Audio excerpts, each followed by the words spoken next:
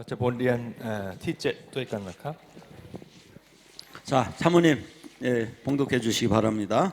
7번째 영성 발달 과정 가나안 베드로후서 1장 4절 이로써 보배롭고 지극히 큰 약속을 우리에게 주사 이 약속으로 말미암아 너희로 정욕을 인하여 세상에서 썩어질 것을 피하여 신의 성품에 참여하는 자가 되게 하려 하셨으니.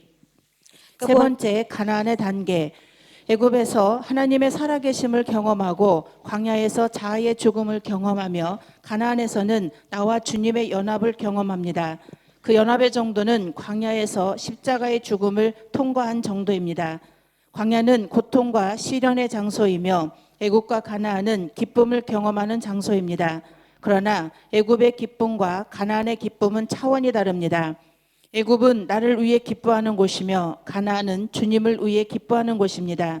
애굽에서는 옛 본능의 충족을 기뻐하며 가나안에서는 새 본능의 충족을 기뻐합니다. 애굽에서는 나의 성공, 나의 이름, 나의 즐거움, 승리를 사랑하지만 가나안에서는 주님의 성공, 주님의 이름, 주님의 즐거움, 주님의 승리를 사랑합니다. 애굽의 기쁨은 혼탁한 기쁨이며 그 기쁨을 경험한 만큼 광야에서 고생해야 하지만 가나안의 기쁨은 순수한 기쁨이며 천국에서도 계속 누릴 수 있는 기쁨이며 광야의 죽음을 경험한 만큼 얻을 수 있는 기쁨인 것입니다. 예. กระบวนการพัฒนาชีวิตฝ่ายจิตวิญญาณคานาอัน2เปโตรบทที่1ข้อที่4โดยสิ่งเหล่านี้พระองค์จึงได้ประทานพระสัญญาอันล้ำค่าและยิ่งใหญ่แก่เราเพื่อว่าโดยพระสัญญาเหล่านี้พวกท่านจะพ้นจากความเสื่อมทรามที่มีอยู่ในโลกอันเกิดจากความปรารถนาชั่วและจะมีส่วนในพระลักษณะของพระเจ้า3ขั้นตอนแห่งคานาอันได้มีประสบการณ์การทรงพระชนอยู่ของพระเจ้าในอียิปต์ประสบกับความตายด้วยตัวเองในถิ่นทุรกันดารได้สัมผัสกับการรวมเป็นหนึ่งเดียวระหว่างเรากับองค์พระผู้เป็นเจ้าในคานาอันระดับของเอกภาพนั้นขึ้นอยู่กับระดับความตายแห่งไม้กางเขนในถิ่นทุรกันดารถิ่นทุรกันดารเป็นสถานที่แห่งความทนทุกข์และการเผชิญกับความยากลำบากอียิปต์และคานาอันเป็นสถานที่ได้รับความสุขอย่างไรก็ตามความสุขของอียิปต์กับความสุขของคานาอันมีความแตกต่างกันอียิปต์เป็นสถานที่เราปิติยินดีเพื่อตัวเองแต่คานาอันเป็นสถานที่เราปิติยินดีเพื่อองค์พระผู้เป็นเจ้าในอียิปต์เขาชื่นชมยินดีในสัญชาตญาณดั้งเดิมและในคานาอันเขาชื่นชมยินดีกับสัญชาตญาณใหม่ในอียิปต์เขารักความสำเร็จของตนชื่อของตนความสุขของตนชัยชนะของตนแต่ในคานาอันเขารักความสำเร็จของพระเจ้าชื่อของพระเจ้าความสุขของพระเจ้าและชัยชนะของพระเจ้าความสุขของอียิปต์เป็นความสุขที่หมองหม่นและต้องทนทุกข์ทรมานในถิ่นทุรกันดารเท่ากับที่เขาได้ทำไว้แต่ความสุขของคานาอันเป็นความสุขบริสุทธิ์เป็นความสุขที่เขาสามารถมีในสวรรค์ได้และเป็นความสุขที่มาจากการตายในถิ่นทุรกันดาร 이 가나안은 믿음의 땅이기도 하지만 사랑의 땅이에요. แผ่นดินคานาอันนะครับเป็นแผ่นดินแห่งความเชื่อและความรัก 이 사랑이라는 단계까지 가야요 나눔이 돼요. เราต้องไปถึงลำดับแห่งความรักถึงจะแบ่งปันกับผู้อื่นได้ 근데 우리 기독교는 사랑이거든요. ศาสนาคริสต์ก็เน้นถึงเรื่องความรักใช่ไหมครับ 우리가 가나안까지 가지 않고 나눔을 하면요 고통이 와요. ถ้าเราไม่ไปถึงลำดับแห่งคานาอันแล้วก็แบ่งปันกับผู้อื่นนะครับจะเกิดความทุกข์ในใจในชีวิตของเราได้ 나누는데 고통이 와요. เราก็แบ่งปันแต่มีความไม่พอใจมีความทุกข์ในใจในชีวิตของเรา 그런데 가나안까지 가면 แต่เมื่อเราไปถึงแผ่นดินคานาอันแล้ว 나눌 때 고통이 없어져요. เมื่อเราแบ่งปันแล้วไม่มีความทุกข์ไม่มีความไม่พอใจอะไรสักอย่าง 근데 나눌 때 고통이 없어야 하나님이 또 주셔요. แล้วเมื่อเราแบ่งปันนะครับโดยไม่มีความทุกข์อะไรพระเจ้าอวยพรชีวิตของเขา 우리가 나누는데 고통이 오는 사람은요 하나님 주시질 못해요. คนที่แบ่งปันแต่มีความไม่พอใจมีความทุกข์ในใจนะครับพระเจ้าอวยพรเขาไม่ได้ 우리 제목이 뭡니까? 이 책 제목이 가나안의 나눔이잖아요. ชื่อของหนังสือเล่มนี้คืออะไรครับเป็นการแบ่งปันแห่งคานาอันใช่ไหมครับ 할렐루야. 할렐루야. 이 나눔까지 갈 수 있어야 선교가 돼요. เราต้องไปถึงลำดับการแบ่งปันแห่งคานาอัน ถึงจะทำพันธกิจของพระเจ้าได้นะครับ 하나님은 나누는 단계까지 가도 고통이 없는 사람에게 일을 주시는 พ 거예요. ระเจ้ามอบพันธกิจของพระองค์แก่ผู้ที่แบ่งปันโดยไม่มีความทุกข์เป็นคนที่อยู่ในแผ่นดินคานาอันนะครับ 예.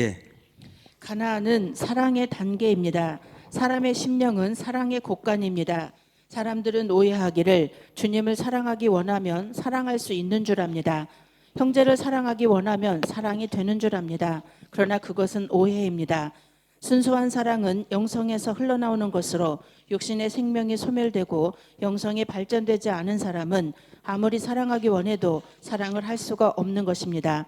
사실 사랑이라기보단 소유욕이며 욕심이며 자기 본의이며 자기 욕망이기 때문입니다. 몸에 기능이 없으면 움직일 수 없고 머리에 기능이 없으면 생각할 수 없듯 영혼의 기능이 발전되지 못하면 사랑하는 것이 어렵습니다. 오직 성숙되고 진보된 영혼만이 속에서 영혼의 기능이 흘러나와 쉽고 자연스럽게 사랑을 표현하고 나눌 수 있는 것입니다. 예. คานาอันเป็นขั้นตอนแห่งความรักจิตวิญญาณของมนุษย์เป็นคลังแห่งความรักผู้คนเข้าใจผิดกันว่าถ้าเขาต้องการที่จะรักพระเจ้าเขาก็จะรักพระองค์ได้ถ้าเขาต้องการที่จะรักพี่น้องเขาจะรู้ว่ามันเป็นไปได้แต่มันเป็นความเข้าใจผิดความรักที่บริสุทธิ์ไหลออกมาจากจิตวิญญาณคนที่ยังดำรงชีวิตทางเนื้อหนังและจิตวิญญาณไม่พัฒนาไม่สามารถรักได้แม้ว่าจะต้องการที่จะรักมากแค่ไหนก็ตามเพราะความเป็นจริงแล้วมันไม่ใช่ความรักแต่เป็นความอยากครอบครองความโลภความเห็นแก่ตัวและความปรารถนาของตนถ้าไม่มีการงานของร่างกายเราไม่สามารถเคลื่อนไหวได้ถ้าไม่มีสมองเราไม่สามารถคิดได้ถ้าการทำงานของจิตวิญญาณไม่ได้รับการพัฒนาการที่จะรักก็เป็นเรื่องยากมีเพียงจิตวิญญาณที่ได้พัฒนาเป็นผู้ใหญ่แล้วเท่านั้นสามารถแสดงออกและแบ่งปันความรักได้อย่างง่ายดาย 예. 그래서 여기 금방 내용이 나온 것처럼 เพราะฉะนั้นก็ตามที่เราอ่านเมื่อกี้ด้วยกันนะครับ 우리가 사랑해야겠다고 해서 되는 게 아니라는 เมื่อ 거예요. เราตัดสินใจที่จะรักแต่มันเป็นไปไม่ได้ 그러니까 이 광야가 왜 있냐면요. เพราะฉะนั้นทินธุรกันดารมีเพื่ออะไรครับ 훈련이 필요하기 때문에 그런. มีเพื่อการฝึกฝนของเรา 그러니까 하나님이 왜 작은 것에 충성할 때 큰 것을 주신다고 했냐면 พระเจ้าตรัสกับเราอย่างไรครับเมื่อเราเชื่อฟังสิ่งเล็กน้อยพระเจ้าจะมอบสิ่งที่ใหญ่กว่านั้น 그 작은 것을 통해서 충성하는 사람에게 훈련이 되는 것이기 เพ 때문에 ราะว่าคน 그렇습니다. ที่ทำสิ่งเล็กน้อยที่พระเจ้ามอบกับเขานั้น ก็ได้ฝึกฝนการรับใช้ได้ฝึกฝนชีวิตของตัวเองได้ 그래서 이 광야를 반드시 통과해야 돼요. เพราะฉะนั้นทินธุรกันดารนะครับเราทุกคนต้องผ่านทินธุรกันดาร 제가 우리 교회에서 조금 이렇게 그 아산 쪽으로 가다 보면요. 교회 하나가 이렇게 이름이 이 광야 교회가 있더라고요. จากคริสตจักรของอาจารย์นะครับไปถึงเมืองหนึ่งนะครับที่เกาหลีก็มีคริสตจักรชื่อว่าทินธุรกันดารคริสตจักรทินธุรกันดาร 여러분들은 광야 교회 그렇게 이름 지면 안 됩니다. ใครทุกคนก็อย่าตั้งชื่อว่าคริสตจักรทินธุรกันดารนะครับ 지려면 가나안이라는 이름을 줘야 ถ้าอยาก 돼요. จะตั้งชื่อก็ตั้งชื่อเป็นคานาอันดีกว่า 예. 애굽의 사랑은 자아적인 사랑입니다. 그들이 가족을 사랑하든 그의 연인을 사랑하든 그들의 사랑은 순수하지 않으며 육적이고 아담적이며 주님과의 관계를 방해합니다.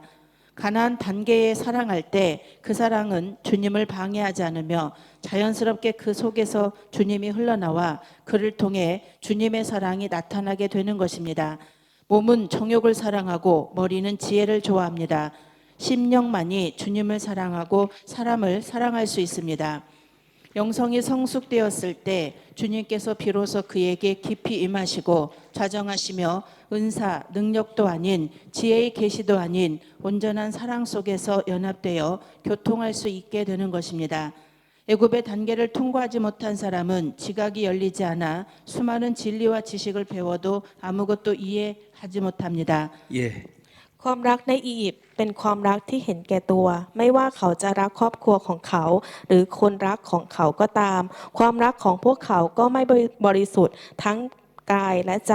และขัดขวางความสัมพันธ์กับพระเจ้า เมื่อมีความรักแบบขั้นตอนในคานาอัน ความรักนั้นจะไม่ขัดขวางเรากับพระองค์ และความรักของพระเจ้าจะหลั่งไหลออกมาจากตัวเขาอย่างเป็นธรรมชาติ และความรักนั้นจะปรากฏผ่านเขา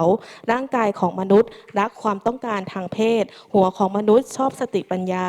มีเพียงจิตวิญญาณเท่านั้นที่สามารถรักพระเจ้าและรักผู้อื่นได้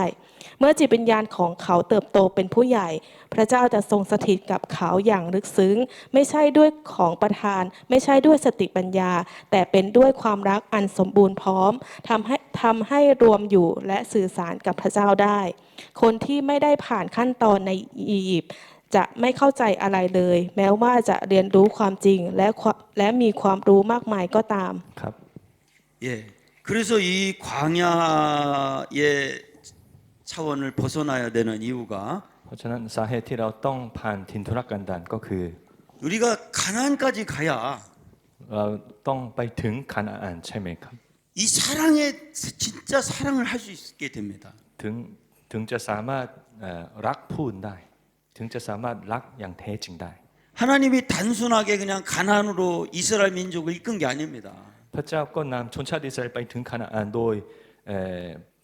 พระประสงค์ที่ว่างเปล่าไม่ใช่นะครับมีพระประสงค์ของพระเจ้าที่ชัดเจน 우리도 지금도 계속해서 가나안으로 이끄십니다. พระเจ้ากำลังนำเราทุกคนไปถึงที่ไหนที่คานาอัน 그런데 이 가나안으로 가려면요, 이 중요한 게 있습니다. 이 가나안으로 가는 과정을 보면은 ในกระบวนการไปถึงคานาอันนะครับมีสิ่งที่สำคัญสิ่งหนึ่งนะครับ 신앙의 정립을 하는 것이 중요하긴 하지만 ก็คือเรื่องการที่มีความเชื่อก็สำคัญก็ตาม 신앙에 우리가 이 가나안으로 간다는 것은 생활의 그 회복이 아니고 ก็ไม่ใช่การกู้คืนเรื่องต่างๆในชีวิตของเราเท่านั้น ไม่ใช่อย่างนั้นเท่านั้นนะครับ 신앙의 정립을 하게끔 만들어서 ก็ให้เรามีความเชื่อที่ถูกต้องตามน้ำพระทัยของพระเจ้าก่อนแล้ว 최종적으로 사랑하게끔 만들려고 하시는 겁니다. จุดสุดท้ายก็คือพระเจ้าให้เรารักอย่างแท้จริง 신앙이 정립이 안 되면요, 사랑이 안 됩니다. เมื่อเรามีความเชื่อตามน้ำพระทัยของพระเจ้า ถึงจะมีความรักที่แท้จริงได้ 그래서 하나님은 이 가나안까지 가기까지 생활을 개선하는 것보다는 เพราะฉะนั้นก็พระเจ้าก็มันให้เราฝึกฝนมากกว่าเรื่องต่างๆในชีวิตของเรา 신앙을 자꾸 정립하게 만들어요. พระเจ้าก็ให้เราฝึกฝนมีความเชื่อตามน้ำพระทัยของพระเจ้าก่อน 어떤 신앙이냐면 사랑할 수 있도록. ความเชื่อที่สามารถรักผู้อื่นได้ 그런데 이 사랑도요, 쏨땀을 먹었을 때 경험을 하게 되듯이 ก็เมื่อเรากินส้มตำที่อร่อยก็ได้มีประสบการณ์รสชาตินั้นใช่ไหมครับ 이 신앙을 정립시켜서 진짜로 해봐야 돼요. เราก็ได้มีความเชื่อตามน้ำพระทัยของพระเจ้าแล้วเราต้องลองมีความรักต่อผู้อื่นด้วยนะครับ 그래야 알게 돼요. ถึงจะรู้ได้ว่า 제가 우리 여기 태국만 집회를 하는 게 아니지 ผมก็ 않습니까? มาสอนที่ประเทศไทยเท่านั้นไม่ใช่ไปที่อื่นด้วยนะครับ 많은 나라들을 다니면서 지금 하고 있어요. ไปหลายๆประเทศอยู่ช่วงนี้ 그런데 이 여기 그러려면 물질적인 게 많이 필요합니다. แล้วก็มีความต้องการในการใช้จ่ายทั้งหมดก็มีสูงนะครับ 어느 날 하나님이 저한테 그 얘기를 แล้ว 하시더라고요. ก็วันหนึ่งพระเจ้าตรัสมากับอาจารย์นะครับ 최고로 대접을 해드려라. ขอให้อาจารย์โคยงมินก็ปรนนิบัติอย่างดีที่สุดกับผู้รับใช้ทุกทั้งหลาย 제가 물었습니다. ก็เลยถามกับพระเจ้า 왜 그렇게 해야 됩니까? พระเจ้าทำไมข้าต้องทำอย่างนั้น ต้องทำอย่างนั้นทำไม 그래야 네가 그릇이 커진다. พระเจ้าตรัสว่าต้องทำสิ่งนั้นเพื่อจะได้มีความเชื่อที่กว้างใหญ่ขึ้นใหญ่ขึ้น 네 แล้วก็มีถ้วย 그릇이 커져야 ถ้วยแห่งความเชื่อมีขนาดกว้างขึ้นด้วย เมื่อเชื่อฟังพระเจ้า 더 부어줄 수 있지 แล้ว 않냐? พระเจ้าจะใส่แล้วก็เทพระพรอย่างล้นหลายในถ้วยแห่งความเชื่อของอาจารย์ได้ 사랑도 자꾸 해봐야 돼. ความรักก็เหมือนกัน เราต้องลองรักผู้อื่นมันหลายครั้ง 그런데 우리는요, 사랑할 때 아파요. แต่เมื่อเรารักนะครับก็มีความเจ็บปวดความเจ็บใจก็เกิดขึ้นบ้างด้วยใช่ไหมครับ 왜냐하면 아직도 회복돼야 되기 때문에 그래요. เพราะว่าชีวิตของเราเป็นชีวิตคนบาปต้องมีการฟื้นฟูอีกด้วยเรื่อย 그런데 우리가 훈련에 대해서 가나안에 이 사랑을 찾고 하다 보면 เมื่อเราฝึกฝนแล้วก็ไปถึงคานาอันแล้วก็ลองฝึกเรื่องความรักเรื่อย 누려지기 시작해. ๆเราเริ่มควบคุมทุกสิ่งทุกอย่างอย่างมีพระคุณได้ 하나님이 팍 พระ 부어줍니다. เจ้าเทพระพรอย่างล้นหลายจริง 그러면서 누려지기 시작해. ๆ แล้วก็เราก็สามารถควบคุมทุกสิ่งทุกอย่างในชีวิตของเราได้ 할렐루야. ฮาเลลูยา 예. 그들의 지각은 단순하여 육신의 필요에 대해 고정되어 있으며 어두운 골짜기를 싫어하고 골치 아픈 것을 싫어하며 그저 아무 문제 없이 편안하고 먹을 것만 있으면 됩니다. 이들에게는 많은 것을 가르칠 수가 없습니다. 그저 안아주고 웃어주고 사랑해주는 것으로 충분합니다. 시간이 흐르고 많은 시행착오 속에서 그들의 지각이 조금씩 열리고 그들은 지식과 지혜의 중요성을 이해하고 사모하게 됩니다. 그들은 무엇이 참 진리이고 의미가 있는 것인지를 연구하고 배우고 싶어 합니다. 그러나 아직도 그들은 실제가 없습니다. 시간이 흘러 또 다시 여러 가지 시행착오를 거친 후 여기에서도 탈진하고 한계를 느끼게 되며 드디어 어느 순간 영성의 길을 서서히 인식하게 됩니다. 그리고 영성의 길이 열리면서 그 세계가 곧 사랑의 세계인 것을 깨닫게 됩니다. 주님의 세계는 사랑의 세계이며 마귀의 세계는 미움의 세계입니다. 천국의 실상은 사랑이며 지옥의 실상은 미움입니다. 주님과 천국의 실제를 발견해 갈수록 그는 사랑하게 되며 사랑의 실상을 알게 될수록 그는 주님을 추구하게 되는 것입니다. 예. การรับรู้ของพวกเขานั้นเรียบง่าย ยึดมั่นกับความต้องการของร่างกาย เกลียดหุบเขาที่มืด ไม่ชอบความยุ่งยาก แค่รู้สึกสบายและกินอย่างเดียวก็พอ เราไม่สามารถสอนคนแบบนี้ได้มากมายนัก แค่กอดยิ้มและให้ความรักก็เพียงพอแล้ว เมื่อเวลาผ่านไปท่ามกลางการทดลอง และข้อผิดพลาดมากมายทำให้การรับรู้ของพวกเขาค่อยๆเปิดกว้างขึ้น และพวกเขาเข้าใจและเห็นความสำคัญของความรู้และปัญญา พวกเขาต้องการศึกษาและเรียนรู้ว่าอะไรคือความจริง และอะไรคือความหมาย แต่พวกเขายังไม่พบว่าสิ่งเหล่านี้มีอยู่จริง และเมื่อเวลาผ่านไปหลังจากการลองผิดลองถูกอีกครั้งแล้วครั้งเล่า และในที่สุดณที่ตรงนี้เขาก็จะรู้สึกหมดแรง และรู้สึกถึงขีดจำกัดของความสามารถของตน แต่เมื่อถึงจุดหนึ่ง เขาก็จะค่อยๆตระหนักถึงเส้นทางแห่งจิตวิญญาณ และเมื่อเส้นทางแห่งจิตวิญญาณถูกเปิดขึ้น เขาจะตระหนักว่าโลกคือโลกแห่งความรัก โลกของพระเจ้าคือโลกแห่งความรัก และโลกของพยามารคือโลกแห่งความเกลียดชัง ความจริงของสวรรค์คือความรัก ความจริงของนรกคือความเกลียดชัง ยิ่งเขาค้นพบความจริงของพระเจ้าและสวรรค์มากเท่าไหร่ เขาก็ยิ่งรักได้มากขึ้นเท่านั้น และยิ่งเขาตระหนักถึงความเป็นจริงของความรัก เขาก็ยิ่งแสวงหาพระเจ้ามากขึ้นเท่านั้น 하나님의 세계는 사랑입니다. โลกของพระเจ้านะครับเป็นโลกแห่งความ 마귀의 รัก 세계는 미움입니다. โลกของมารซาตานก็คือโลกแห่งการเกลียดชัง 하나님이 어떤 원리를 만들어 놨냐면요. พระเจ้าสร้างกฎเกณฑ์อะไรนะครับในโลกนี้ 사랑까지 가야 결과가 나와요. ก็คือเราต้องไปถึงลำดับแห่งความรักถึงจะมีผลที่ดี 우리 한번 다 따라서 합시다. ขอให้ทุกคนพูดตามนะครับ 사랑까지 가야 เราต้องไปถึงความรัก 결과가 나온다. ถึงจะมีผล 그러니까 이 사랑까지 이르게 하는 게 이 영성이 회복된 거예요. เพราะ 거기까지 ฉะนั้น 가는 การ 것이. ที่เราไปถึงลำดับแห่งความรักนะครับอันนี้เป็นเป้าหมายของการพัฒนาชีวิตไฟวิญญาณ 제가 처음에 이 가난 나눔할 때 ช่วงแรกนะครับที่เริ่มทำพันธกิจนี้ 어떤 분이 저한테 10,000원을 주시더라고요. ก็มีคนหนึ่งมามอบเงิน 10,000 วอนนะครับวอน 전 10,000원 받고요. 떨려가지고 아주 나 놀래가지고 10,000원 받고 ผม 난 ก็ 거예요. ได้รับเงิน 10,000 วอนแล้วก็มันตกใจแล้วตื่นเต้นด้วย 저는 이 교회에서만 사역을 해서 사례비는 받았지만 เพราะว่าข้าพเจ้าเคยรับใช้ในคริสตจักรเท่านั้น แล้วก็ได้รับเงินค่าตอบแทนเท่านั้น 제가 이 외부 사역을 해서 받아본 첫 번째 돈이 10,000원입니다. ไม่เคยไปข้างนอกเพื่อทำพันธกิจนะครับแต่เป็นครั้งแรกวันนั้นเป็นวันแรกที่ได้รับค่าสนับสนุน 10,000 วอน 어떤 목사님이 은혜를 받았다고 가다가 밥 사 먹으러 10,000원을 แล้ว 주시더라고요. ก็คือศิษยาพิบาลคนหนึ่งก็มอบเงิน 10,000 วอนให้เพราะเขาก็อยากเลี้ยงอาหาร สักมือหนึ่งให้ครับให้อา 나는 จารย์ 그때 기절하는 줄 알았으면 10,000원 받고. อาจารย์ก็รับเงินแล้วก็มัน 그 กับจะ 다음에 ล้มลง 어떤 사모님이 100만 원을 แล้ว 주시더라고요. ก็มันภรรยาท่านหนึ่งนะครับของอาจารย์คนหนึ่งนะครับมามอบเงิน1 ล้านวอน 그때는 더 놀랐습니다, 제가. วันนั้นก็ตกใจมากจริง ๆด้วย 그래서 그 100만 원을 갖고 책을 100권을 만들었습니다. ได้รับเงิน1 ล้านวอนแล้วก็ได้ทำหนังสือ100 เล่มโดยเงินนั้นนะครับ 그리고 다 나눠줬습니다. แล้วก็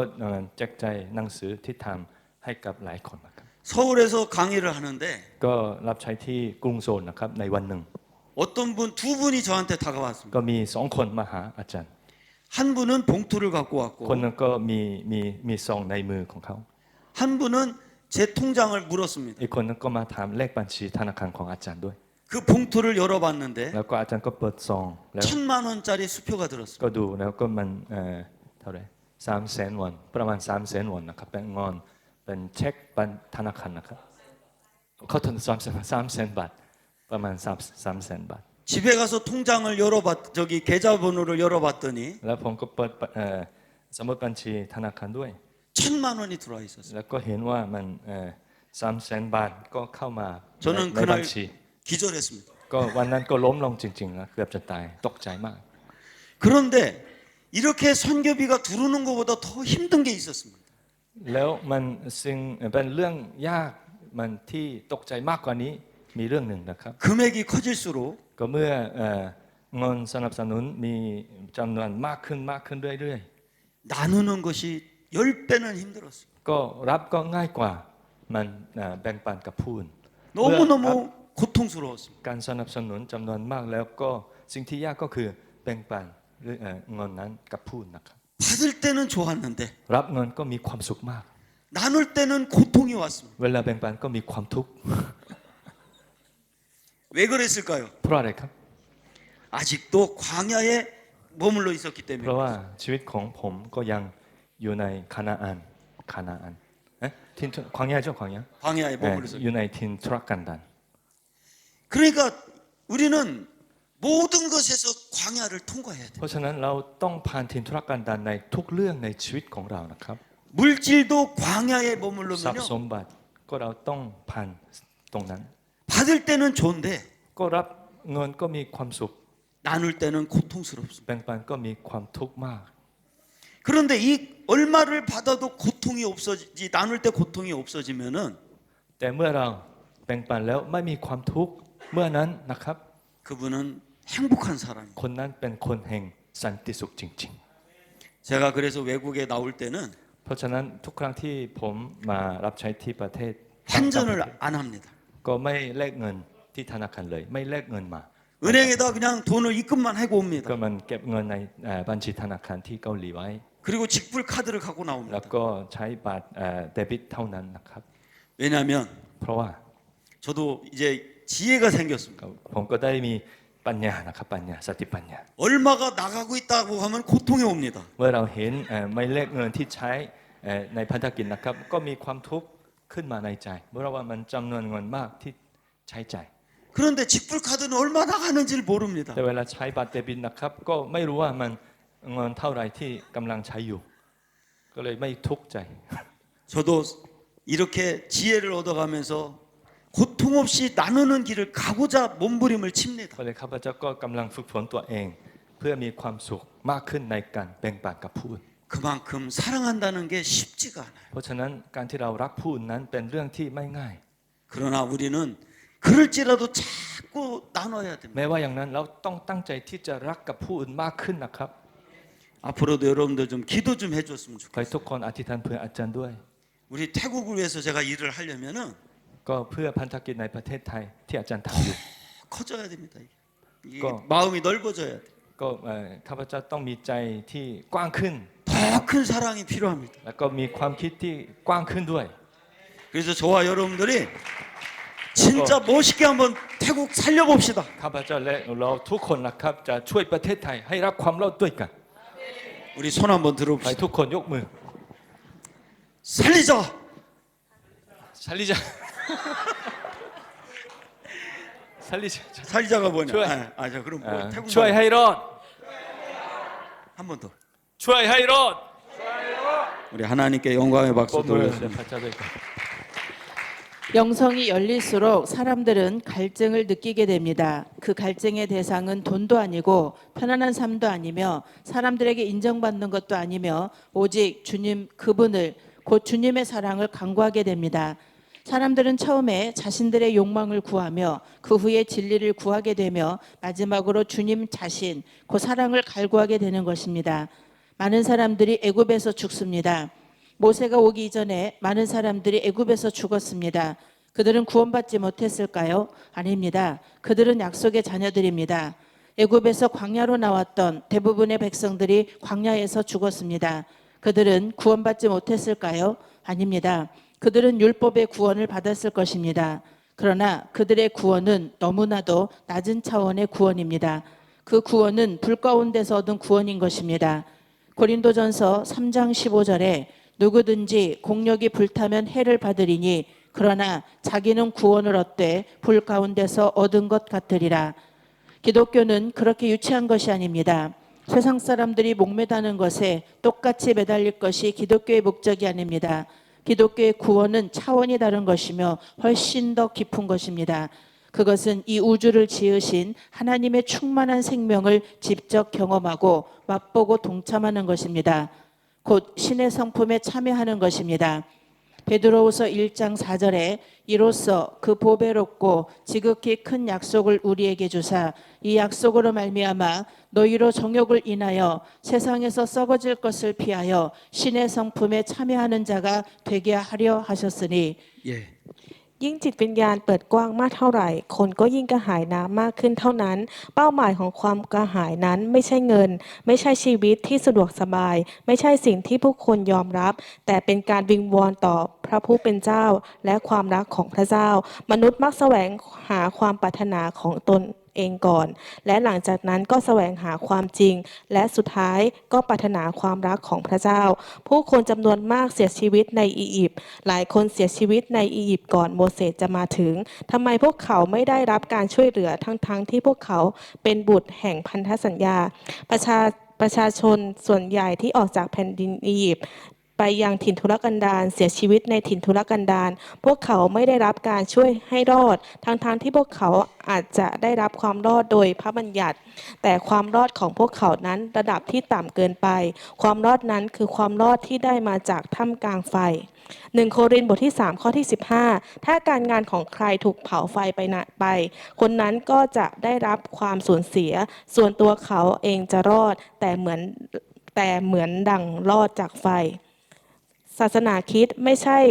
หน่อมแนมขนาดนั้นไม่ใช่จุดประสงค์ของคริสเตียนที่จะยึดติดกับสิ่งที่โลกแขวนไว้ให้ผู้คนในโลกความรอดของศาสนาคริสต์นั้นแตกต่างกันและลึกซึ้งกว่านั้นมากมันคือการได้สัมผัสได้ริมรสและร่วมเป็นส่วนหนึ่งของชีวิตอันสมบูรณ์ของพระเจ้าผู้ทรงสร้างจักรวาลนี้นั่นคือการมีส่วนร่วมในพระลักษณะของพระเจ้า2 เปโตรบทที่ 1 ข้อที่ 4โดยสิ่งเหล่านี้พระองค์จึงได้ประทานพระสัญญาอันล้ำค่าและยิ่งใหญ่กว่าเราเพื่อว่าพระสัญญาเหล่านี้พวกท่านจะพ้นจากความเสื่อมทรามที่มีอยู่ในโลกอันเกิดจากความปรารถนาชั่วและจะมีส่วนในพระลักษณะของพระเจ้า 이 광야 애굽이라는 곳은요. 이 애굽이라는 곳은 แผ่นดินอียิปต์นะครับ 약속 차원의 세계입니다. แผ่นดินอียิปต์เป็นอยู่ในลำดับถึงพระสัญญานะครับ 애굽의 차원에 머물러 있는 사람 맨날 약속만 받고 끝납니다. ก็คนที่อยู่ในอียิปต์นะครับเขาก็รับพระสัญญาอย่างเดียวแล้วก็จบไม่มีอะไรเกิดขึ้น 이 광야는 율법 차원의 구원을 받았습니다. แล้วทินทุรกันดารก็เป็นลำดับแห่งพระเจ้าของพระเจ้าธรรมบัญญัตินะครับ 맨날 훈련받다 끝납니다. ก็เขาก็ฝึกฝนโดยพระเจ้าแล้วก็จบไม่มีอะไรเกิดขึ้น 근데 이 가나안까지 가면 แต่ถ้าเราไปถึงขนาดแล้ว 사랑의 차원인데 เป็นลำดับแห่งความรัก 결과가 나옵니다. จะมีผลที่ดีโดยพระเจ้า 할렐루야. ฮาเลลูยา 실질적인 결과가 เป็น 나옵니다. ผลที่เห็นจริงๆนะครับ 저와 여러분들은 이 실질적인 결과가 나오는 세계에서 신앙의 길을 가야 ก็ 됩니다. ชีวิตของเราต้องอยู่ในทางแห่งคานาอันทางไปสู่คานาอันด้วยกันนะครับ 제가 카나다에서 하나님이 그 집회를 끝났는데 그 정원을 이렇게 걷는데 하나님이 환상을 보여주셨습니다. วันหนึ่งนะครับก็ไปสอนที่ประเทศแคนาดานะครับแล้วก็เสวนาเสร็จแล้วก็เดินในสวนหนึ่งนะครับเดินทางในสวน 그때는 한국에 한 사람도 이 말씀을 듣는 사람이 없었어요. ก็ช่วงนั้นก็มันผ่านมานานแล้วนะครับที่เกาหลีก็ยังไม่มีคนที่ฟังเรื่องการแบ่งปันแห่งคานาอัน 근데 하나님 환상을 보여주는데 구름 속에 수십억의 사람들이 거기에 있었습니다. แต่พระเจ้าก็ให้ข้าพเจ้าเห็นนิมิตภาพหนึ่งนะครับในเมฆก็ท้องฟ้านะครับมีคนจำนวนมากมหาศาลนะครับที่หลายล้านพันคนก็อยู่ในนั้น 그때 하나님이 뭐라고 말씀을 แล้วพระ 주셨냐면 เจ้าตรัสกับข้าพเจ้า 앞으로 수많은 사람이 회복될 거라는 ต่อ 말씀을 ไปนี้ค 주셨습니다. นจำนวนมากมายจะได้รับการกู้คืนได้รับการฟื้นฟูชีวิต 그런데 그 환상을 보고 난 다음에 지금 생각해 보니까 เมื่อข้าพเจ้าเห็นนิมิตภาพนั้น แล้วก็ตอนนี้ก็ได้นึกถึงได้คิดนะครับว่า 그 수많은 수십억의 사람들이 가나안으로 회복된다는 의미였습니다. ก็หมายความว่าพระเจ้าตอนนั้นก็ตรัสว่าคนจำนวนมากมายกำลังได้รับการฟื้นจิตวิญญาณกำลังไปถึงแผ่นดินคานาอันโดยพระเจ้า 그러자면요 우리의 영성이 사랑까지 가서 이 회복이 돼야 됩니다. ก็คือการฟื้นชีวิตไฟวิญญาณที่ไปถึงแผ่นดินแห่งความรักก็คือคานาอัน 여러분들을 통해서 수십억의 사람들이 이 가나안의 그 축복을 받게 되기를 바랍니다. ขอให้คนหลายคนได้รับการฟื้นฟูจิตวิญญาณแล้วก็ไปถึงคานาอันผ่านทางชีวิตของเราทุกคนที่นี่ 우리 한번 손을 ขอให้ทุก 들어봅시다. คนยกมือ 나부터 가나안.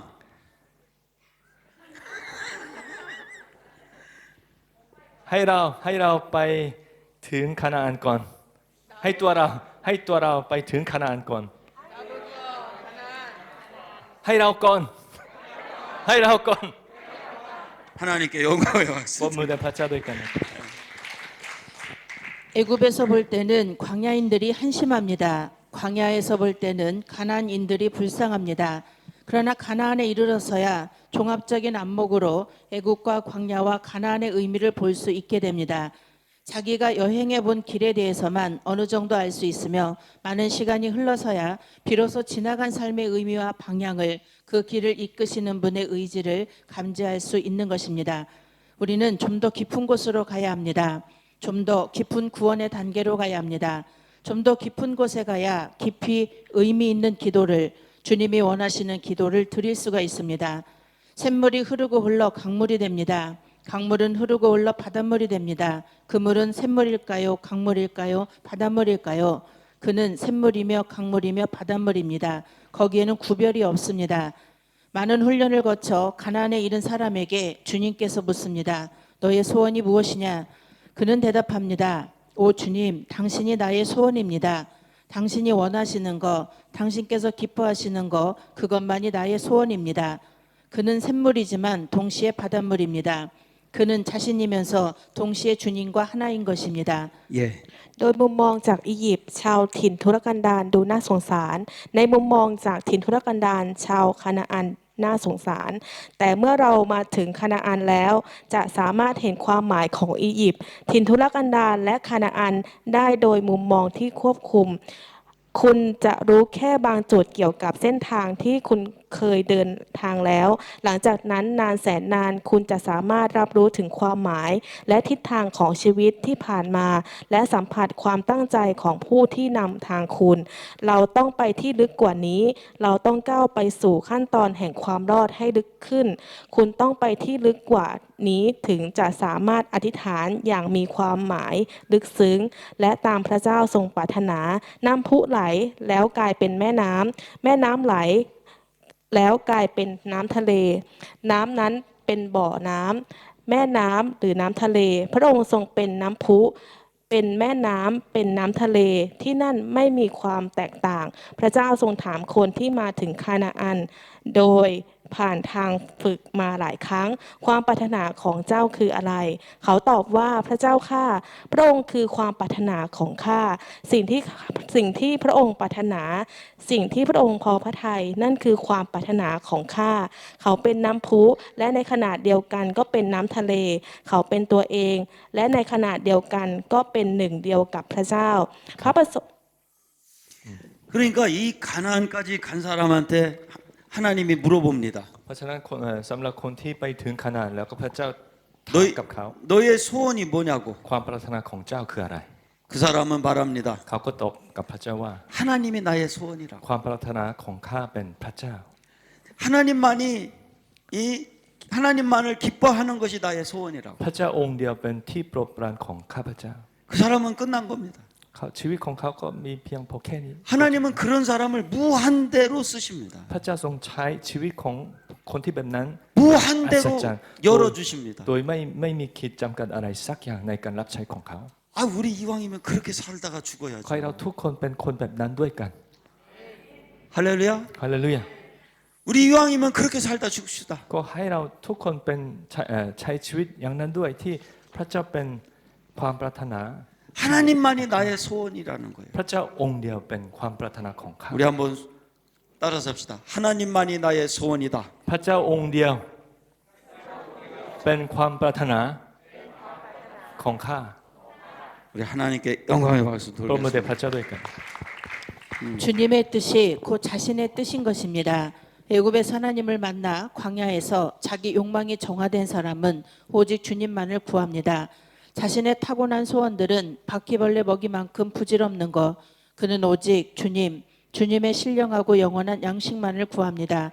시간이 흐르고 죽음이 옵니다. 육체는 흔적도 없이 사라지고 머리의 기능도 없어져 버립니다. 그러나 영성은 영원히 남습니다. 영성의 사랑만이 영원히 남습니다. 그가 사랑했던 친절하게 대했던 사랑의 행위, 사랑의 흔적만이 영원히 남습니다. 성장된 그의 영성의 상태는 영원히 남아 영원한 곳에서 영원토록 사랑하고 섬기게 되는 것입니다. 우리는 계속적인 기도를 통해 더 깊은 곳으로 성장해 가야 합니다. 오직 사랑만이 가득한 하나님의 현존이 가득한 그곳을 향해 사모하는 마음으로 계속 걸어가야 할 것입니다. พระประสงค์ของพระเจ้าคือจุดประสงค์ของเขาเอง ผู้ที่ได้พบพระเจ้าในอียิปต์และถูกชำระความต้องการของตนในถิ่นทุรกันดารจะแสวงหาพระเจ้าองค์เดียว ความปรารถนาโดยกำเนิดของมนุษย์ไร้ประโยชน์เช่นเดียวกับอาหารของแมลงสาบเขาแสวงหาแต่เพียงอาหารฝ่ายวิญญาณ และชีวิตนิรันดร์จากพระเจ้าเท่านั้น เวลาผ่านไปและความตายก็มาถึง ร่างกายหายไปอย่างไร้ร่องรอย สูญเสียการทำงานของสมอง มีเพียงแค่จิตวิญญาณเท่านั้นที่จะยังคงอยู่ตลอดนิรันดร์การ ความรักฝ่ายวิญญาณจะดำรงอยู่นิรันดร์การกระทำด้วยความรัก การกระทำด้วยความเมตตา ร่องรอยของความรักยังคงอยู่ตลอดไป สภาพจิตวิญญาณที่เติบโตขึ้นของเขาจะอยู่ตลอดไป และจะรักและรับใช้ตลอดไปในสถานที่นิรันดร์เราต้องเติบโตอย่างลึกซึ้งในส่วนลึกของหัวใจด้วยการอธิษฐานอย่างต่อเนื่องคุณต้องเดินต่อไปด้วยความปรารถนาที่จะไปยังสถานที่ที่เต็มไปด้วยความรักและการดำรงอยู่ของพระเจ้า 우리가 영성은 우리 속에 예수님이 계신 거라고 했습니다. ก็ชีวิตฝ่ายวิญญาณก็คือเป็นชีวิตที่มีพระเยซูคริสต์ในใจเป็นศูนย์กลางใช่ไหมครับ 우리가 이 가나안의 영성까지 가면은 เมื่อเราไปถึงขนาดแล้ว 우리가 없어지고 주님이 여기에 계시는 겁니다. ตัวเราก็หายไปจางหายไปและพระเยซูคริสต์ปรากฏอย่างชัดเจนมากขึ้น 그래서 저도 그거를 날마다 사모합니다. ข้าพเจ้าก็ปรารถนาเรื่องนี้อย่างมาก 그래야 하나님이 일하실 수 있으니까. แล้วพระเจ้าก็ทำงานมากขึ้นในชีวิตของเรา 제가 사람을 안 만나고 싶은 게 아닙니다. ข้าพเจ้าก็ไม่ค่อยพบคนพบกับมนุษย์เท่าไหร่นะครับ 주님을 더 만나고 싶은 겁니다. เพราะอยากจะพบกับพระเยซูคริสต์มากกว่า 저도 지금도 계속해서 가나안을 향해 또다시 가고 있습니다. วันนี้เป็นวันหนึ่งอีกวันหนึ่งที่ข้าพเจ้ากำลังไปเดินในทางแห่งคานาอันอีกวันหนึ่งวันนี้ 저도 여러분들에게 말씀을 전하는 것으로 끝나는 게 아니라 ผมก็สอนพระเจ้าของพระเจ้าแล้วยังไม่จบนะครับ 저도 여러분들과의 만남을 통해서 저도 회복이 됩니다. ผมก็ได้รับการฟื้นฟูจิตวิญญาณผ่านทางการพูดคุยกับเพื่อนทุกคนที่นี่นะครับ 여러분 우리 계속 회복되어 갑시다. ขอให้เราทุกคนได้รับการฟื้นฟูจิตวิญญาณด้วยกันตลอดไปอาเมน 이번 집회가 끝나면 내년에 또 있을 거예요. ปีนี้ก็เสวนาจบแล้วก็ปีหน้าอีกครั้งหนึ่ง 우리 또 만나고 เราจะพบอีกครั้งหนึ่ง 내후년에 또 있습니다. อีก2 ปีก็จะพบอีกครั้งหนึ่ง 그때 또 만나고 แล้วก็พบอีก 할렐루야. ฮาเลลูยา 그러면서 우리 계속 성장합시다. ขอให้เราเติบโตไฟจิตวิญญาณจนถึงคานาอันด้วยกันตลอดไป 우리 손 한번 들으시고 ขอยกมือด้วยกัน 계속해서 เคโซ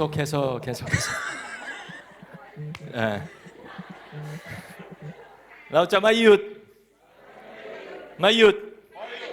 가자. ไป 하나님께 영광의 박수 엄마, 드리겠습니다.